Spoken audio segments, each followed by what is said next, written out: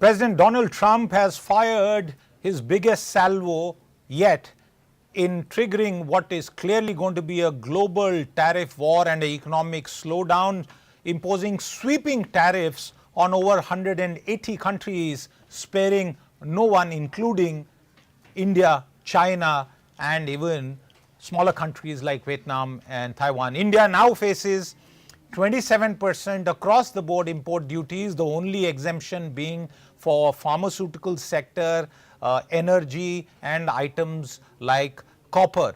In the run up to this bombshell announcement, where the tariffs are far beyond expectations, Prime Minister Narendra Modi had been described as a friend by Donald Trump. But as the announcement overnight shows, the US is not holding back on what it believes is the new order for global trade. Markets are shaken, US allies in shock, because years, almost 40 decades of trade policy has been upended by Donald Trump.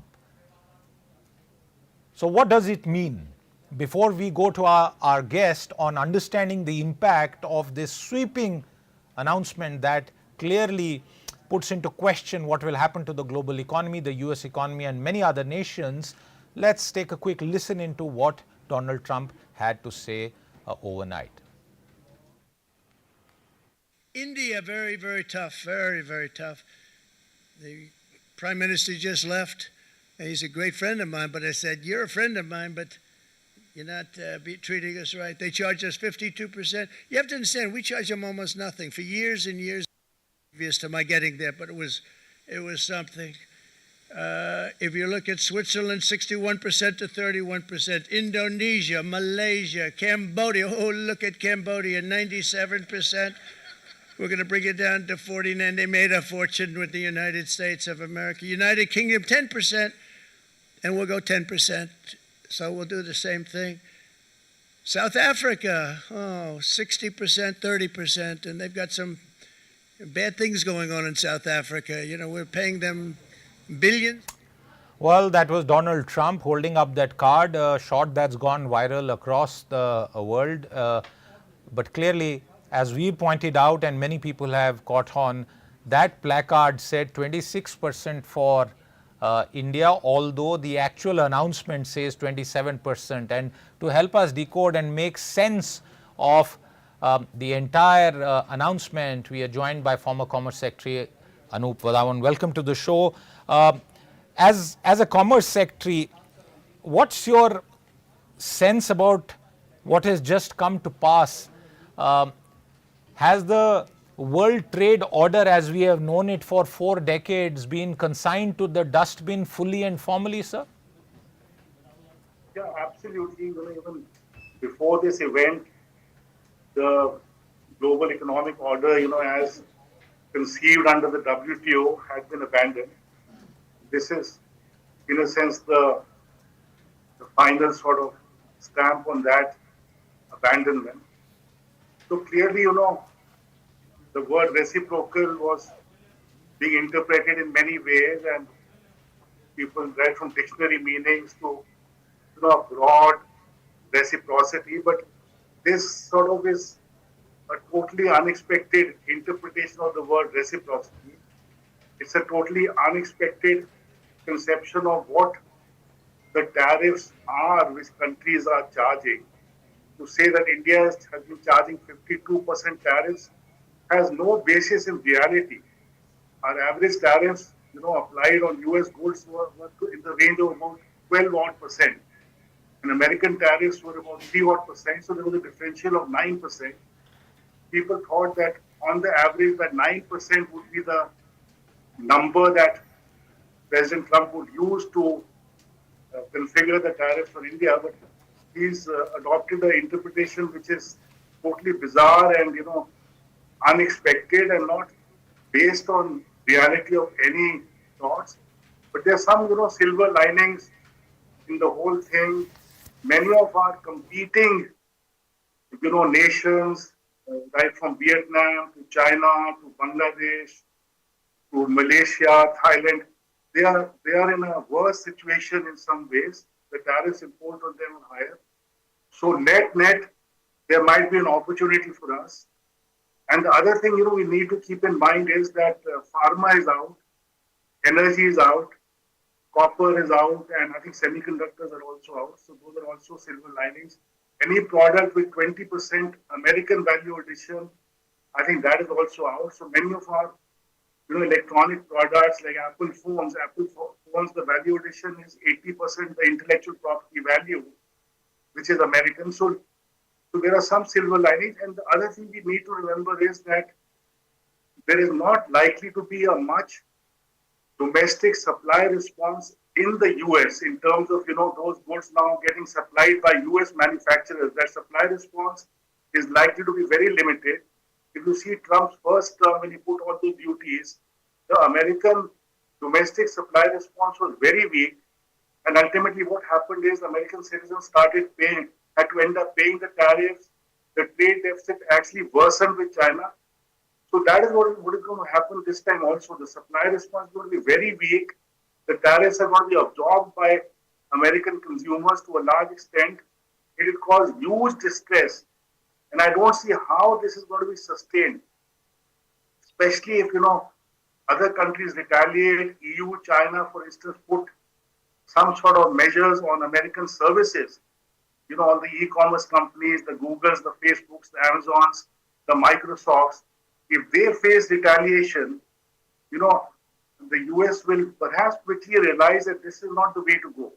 So let's see, as a student of economics and trade, I'm very interested to see how this grand, unforeseen, unprecedented empirical exercise will shape out. And my view is that, it's going to turn out to be very bad for the US in particular. Now, what is going to happen is there is one trading zone, which is US and the rest of the world, which is a high tariff zone. And the rest of the world by itself, which is a big chunk of the world economy, it is 75% of the world economy, that is a low tariff zone. So what is going to happen is economic activity which is happening today between the US and the rest of the world, that will shift into this low tariff rest of the world zone, if I can call it. So let's see, my personal prediction is that the outcomes will be very bad for the US. They will not be able to sustain this, especially if the rest of the world hits them on services, hits the Microsofts and the Amazons and the Googles and the Facebooks. So let's see. It's a very interesting, stage in the economic history of the world. So let's see where this goes. Absolutely. In fact, former Treasury Secretary Larry Summers put out a tweet earlier saying that the cost of this announcement by Donald Trump will be $30 trillion, viewers, and he calculated it as $300,000 per family of four. Now, these are staggering numbers. Is there a method in the madness that you see? Because there is a section of opinion saying that Donald Trump is doing this to gain leverage. Even the maths with which this number has been arrived at, 52%, and for all countries it's been divided by 2. Tariffs have been juxtaposed, and we have added non-tariff duties also. Do you think there is a method in this madness that Donald Trump is hoping that countries will come to the negotiating table and offer favorable trade terms? No, absolutely. That is the only method in the madness. But that was his method last time also. He imposed those tariffs and quickly came to the negotiating table with China and with Canada and Mexico. He negotiated a new trade deal. With China also, he negotiated a kind of mini trade deal. With Japan also, at that time, he entered into some sort of quick trade deals. So that is the method in the madness. But it's a very, very inefficient method. Very inefficient method. So he's going to drag everyone to the negotiating table and then try to extract something out of them. So let's see, what he wants to extract and to what extent he can give it. But in the meantime, especially if countries retaliate, he's going to learn a lesson the hard way that this is not a very efficient, method of negotiating, better trade outcomes. I'm sure, had he decided to negotiate in good faith with all his major trading partners, the very threat of this kind of situation would have, brought them to the negotiating table, and they would have been happy to negotiate a balanced, mutually beneficial deal. So this is a very inefficient way of doing this, and a very painful way, it proved to be for the US economy. What does this mean for India? Let's focus on the consequences for India. And as you and our viewers know, that in the run up to this, India has made significant efforts to have a proper engagement and an ongoing dialogue with the United States. So, two parts to my question. What does this mean for the previous decade's policy of make in India and import substitution, if we term it as that? And second, despite negotiations, including a senior level, high level delegation coming to India last week and spending time here, what is the roadmap according to you towards the bilateral investment treaty that both sides have said they intend to try and resolve by the end of this year? In my view, the impact of India will not be very significant. Our exports to the US are only about 2% of our GDP, which is not too much. And then, many of our competitor nations, had we been the only one facing those duties, then the concern would have been that some other nations will start exporting to the US. But they are facing even higher duties. Look at Bangladesh and China and Vietnam, Thailand, Malaysia. They are facing even higher duties. And as I mentioned earlier, there is not likely to be a US supply response. So ultimately, I think our trade will not be, exports will not be impacted too much. And the price and the tariff will, in a significant part, be absorbed, by the US. So I don't think we are going to find it, overly burdensome. There will be some pain on our exporters, but I'm sure it's pain that we'll be able to absorb and adjust to. As far as, our plans to create Atmanirbhar Bharat and promote our manufacturing sector, that also does not really change much, because US is not a major manufacturing power, and they are not in a position to become a manufacturing power. So it's not as if that Make in India is now going to get replaced by Make in the US. That is not going to happen. Any sort of manufacturer in his right mind will not find the American environment conducive today, not only on account of factors like high costs in the American economy, labor is expensive. There's some estimate that an Apple phone made in the US would cost about $3,000 to $4,000. So manufacturing is not going to shift into the US as President Trump is conceiving it. And I don't think India has anything to worry in terms of these steps harming our goal of creating an Atmanirbhar Bharat or promoting the manufacturing sector in India. Mr. Wadhawan, as we go through the fine print of these tariffs, I realize that even countries, Asian countries with which the United States has free trade agreements, have been hit by these tariffs. Therefore, how can we trust the United States with regard to a BIT? Will it be worth the paper that it is written on? And that question also includes the prospects for pharmaceuticals. Is this a temporary reprieve in your view?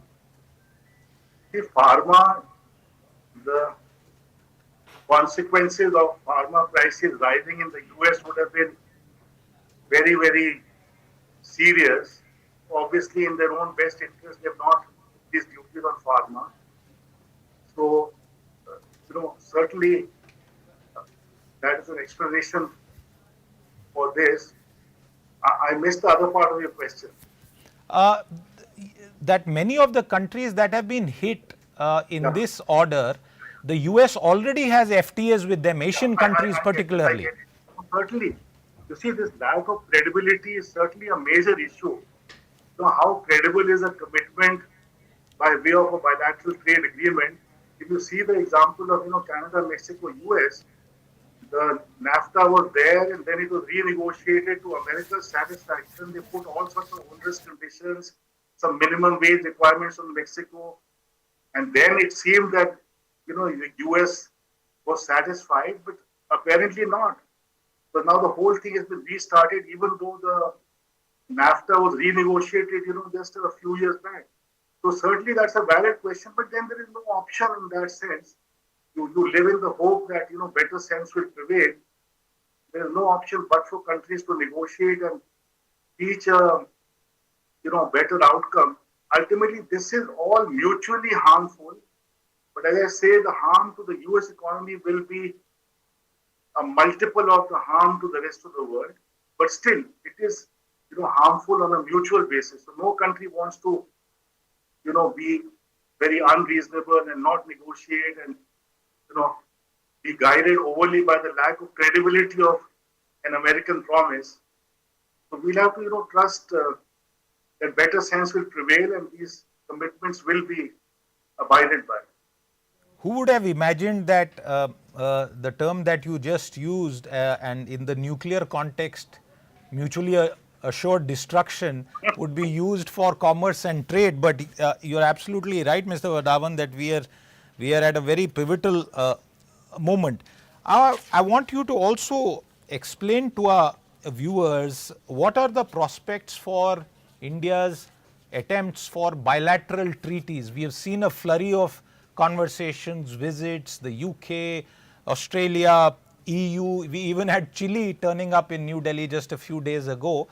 Will what has happened now in some ways influence our bilateral trade engagements, and do you see that being a offsetting some of the impact that may come through on account of the US? No, certainly the impetus for those and the sort of categorical imperative for going ahead with those negotiations and reaching a final agreement will go up significantly. And more importantly, the world might become more reasonable in negotiating these treaties. For instance, EU, UK, they have some very formidable asks in a trade negotiation, all the non-trade issues, all the non-goods issues, including e-commerce, government procurement. So this might also, in some ways, provide an impetus for countries to be more reasonable with each other, for countries to understand the sensitivities of the other country and understand, India has some political economy compulsions, some domestic economic compulsions in not being able to fulfill some of the ambitions which EU might have. So this also might, create a more conducive environment in terms of all these negotiating partners being more reasonable in what they expect from us. So I'm quite positive on that. As we wind out this conversation, basis your own experience of negotiations and conversations with trading partners and officials across the world, what do you think will be, which trade deal do you think will come first in the next few months? Yeah, I would, put UK at one, and then EU next, and then perhaps along with that New Zealand, Canada, all these deals. I think we can. EU is a major challenge, I'll put it, because EU has some very formidable templates on the basis of which they negotiate. So EU will be challenging, but I think in the present circumstances, it might be something which becomes more feasible. So EU, UK, New Zealand, Canada, all these are important agreements for us, which we should. Africa is now a single kind of market. We have an FTA across African nations. Africa is a, continent we must focus on, try to do a pan-Africa trade agreement. And Africa and India, there are huge complementarities. We do not threaten them in terms of our capacities. We are not threatened by their capacities. A lot of complementarity. It's a huge market which will grow. So that is an area we should look at. Central Asia, very important. We should focus on Central Asia in a big way. So I'm sure all these opportunities will be looked at and will go. Final question. What about China? Do you think this is going to sort of hasten the process of normalization, at least of trade ties between China and India? I don't think this will per se impact India-China relations. in some ways, the impetus for countries to shift investment out of China, that impetus gets magnified because China is going to face some calculations say as high as 60% duties if you add them all up. So certainly, I don't think it's going to impact India-China trade to some extent. China and their products will lose an American market. There might be sort of outflow into other markets. So to that extent, China might have a tendency to export those items to other countries at lower prices. So all those things we have to be on the lookout for. But otherwise, fundamentally, it's certainly for the Chinese creates an incentive to improve their ties with the rest of the world. So I don't think it will impact the India-China relationship adversely at all. Wadhawan, as we speak, the Commerce Ministry has issued a formal statement, and I just want to quickly go through that for the benefit of our viewers and then ask you to pick up any point that is new. The statement talks about the executive order being issued and making it clear that the additional duty on India as per the Annexure 1 is 27%. Viewers, I had reminded you of that. And it goes on to then say that the Department of Commerce is carefully examining the implications of the various measures announced. Keeping in view the vision of Viksit Bharat, the department is engaged with all stakeholders to assess the situation. It makes a reference of the 13th February Mission 500 announcement by Prime Minister Narendra Modi and President Donald Trump, with the target, as we know, of doubling bilateral trade to $500 billion by 2030. It then goes on to say that discussions are ongoing between Indian and US trade teams for the expeditious conclusion of a mutually beneficial multi-sectoral bilateral trade agreement.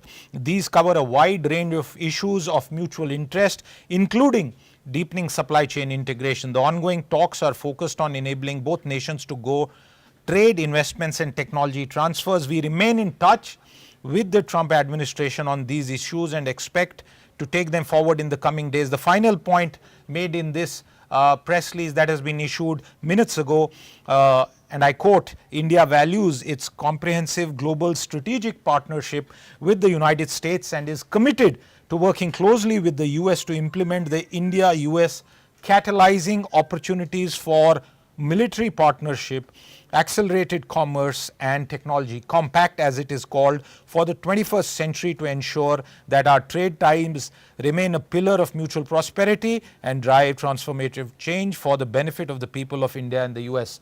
Mr. Wadhawan, a statement that does not indulge in a tit for tat or any rhetoric, very measured, very balanced. What do you make of this statement? So certainly, it has nothing very alarming. It's a very mild and standard response. And I think it indicates an emphasis that we'll, engage with the US, of course, on taking our exports to trade to $500 billion and signing this trade agreement. But I think it also indicates that there will be a ongoing discussion to perhaps seek some relief on these reciprocal duties. I think India's effort will definitely be, and this statement does not rule it out. In fact, it does indicate that we will, in the interim, on an immediate basis, now engage with the US to get these reciprocal duties addressed immediately to, in a sense, facilitate the trade agreement negotiations. That, I'm sure, will be our effort, and let us see how far we succeed in that effort. My feeling is that, as we discuss this issue, the US would perhaps see sense in, not spoiling the pitch for the trade negotiations and taking these duties off the table for the moment. So that would be my sort of assessment of this statement. Absolutely, and we'll have to wait for this. And I'm reminded by the statement that was issued just after the conclusion of the trade negotiators' visit last week from the trade USTR and Indian counterparts. Clearly, India continuing to pursue a policy of engagement and negotiation, which is being handled in a very diplomatic and positive manner. And for the markets, let's take a quick look at where we are. Much of the initial fears being discounted, the markets reacting positively. We can also see that there's a bit of red on the screen right now, but if you take a sectoral view, pharma very clearly up 2.2%, the exemption weighing clearly there. Several other sectors, auto, that's on account of what has already been announced earlier, the 25% hit, FMCG a bit down. You take a look at the IT counters, and realty in the green, largely domestic driven, but IT that's taken a massive hit, close to 4% being shaved off on account of the fact that the US is the largest revenue territory, almost 50% and more for Indian IT companies, the large IT companies, and while there is no direct impact, it is on account of second round effects of US companies slowing down on account of their purchases and new contracts, especially in the BFSI, automobile and other areas. Very clearly, the consequences of what the United States has done will continue to ripple out over the economy and over our markets for days and weeks. But as we were holding this conversation with former Commerce Secretary Anup Wadhawan, one thing remains clear: India has been steadfast in its communications, and as the latest statement reveals, we still hope to achieve some sort of agreement with the United States. Mr. Wadhawan, thank you very much for your time. For now, we'll keep coming back to you. And viewers, we'll slip into a short break. After the break, we continue our coverage on this very, very pivotal day for global trade. We'll see you again. Bye-bye.